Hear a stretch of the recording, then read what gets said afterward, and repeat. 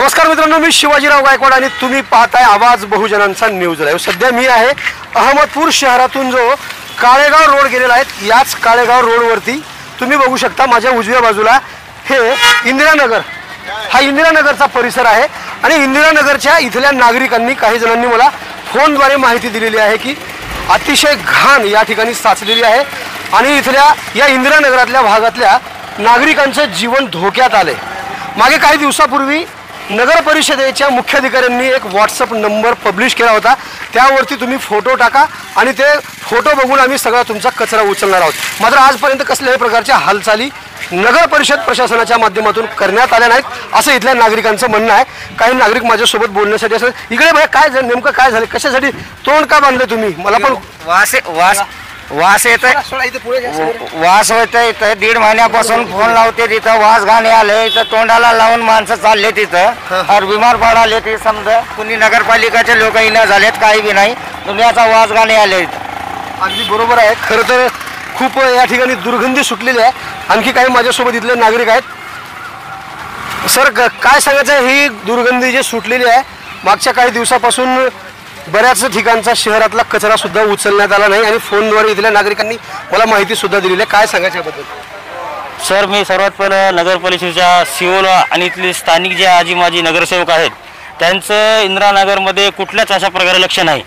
मी 2 महिन्यापासून वारंवार सर मला सुद्धा खरंच खूप घाण बांधावं लागलं असं पकडा तुम्ही, म्हणजे मला सुद्धा बांधून बोलता येईल। बोला बोला आता।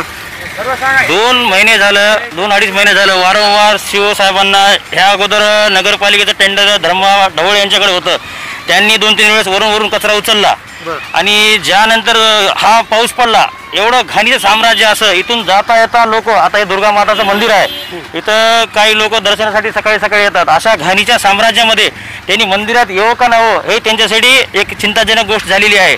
आणि दुसरी गोष्ट अशी आहे की हा जो कचरा आहे नगर परिषदेने फक्त फोन केला आम्ही वरून कचरा उचलतात, पण हे जे कचरा जो आहे पूर्ण या अगोदर या ठिकाणी कचरा कुंडी होती, ही कचरा कुंडी नगर परिषदेने स्वतःहून घेऊन गेली।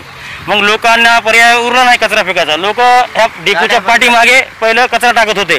पण अशात असं झालं आहे की तुम्ही बघतच आहात 1-2 महिने झालं कुठलाच कचरा मार्केटचा बी समजा अहमदपूरला कुणाच्या ठिकाणचा कचरा कोणी उचलला नाही।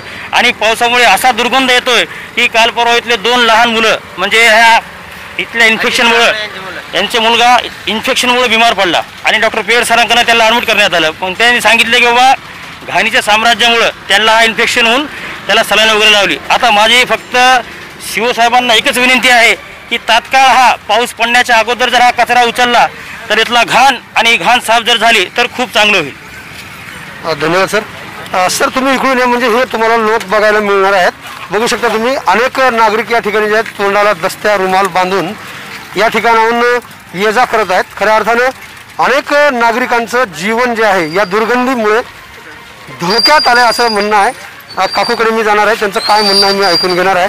याच ठिकाणी इथल्या नागरिकांसाठी त्यांचं दुकान आहे, इथं फळ भाजी विक्रेते आहेत हे। तर एक मिनिट, तुमचं कशाचं दुकान आहे? भाजीपाल्याचं आहे, गिरिकीनं झालंय वासाला बघून घाण दिसायला इथं, मग लोक कसं खातील हे, त्याच्यासाठी ते कुंडी आणून ठेवा इथं, उचलून टाका असं वाटणं झालंय मला। बरोबर, हा सांगा।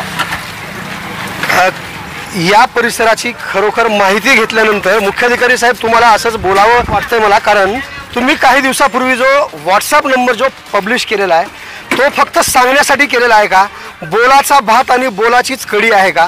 अहमदपूर शहरामध्ये प्रत्येक नगरामध्ये ठिकठिकाणी अशाच प्रकारचा घाणीचं साम्राज्य पसरलेलं आहे आणि पावसाळा सुरू होण्याच्या अगोदरच या घाणीच्या साम्राज्यामुळे अनेक लहान बालकं व वयोवृद्ध आता बिमार पडत असल्याचं चित्र पाहायला मिळते। या बातमीची तात्काळ दखल घेऊन मुख्याधिकारी, नगर परिषदेचे मुख्याधिकारी या कचऱ्याची, या घाणीच्या साम्राज्याची विल्हेवाट लावतील का हे पाहावं लागणार आहे। मित्रांनो, बातमी जर तुम्हाला जर आवडली तर नक्कीच आमच्या फेसबुक पेजला फॉलो करायला विसरू नका। ताजे आणि महत्त्वाचे अपडेट पाहत रहा ABN4 आवाज बहुजनांचा न्यूज लाईव्ह करता शिवाजीराव गायकवाड, अहमदपूर, लातूर। आवाज बहुजनांचा।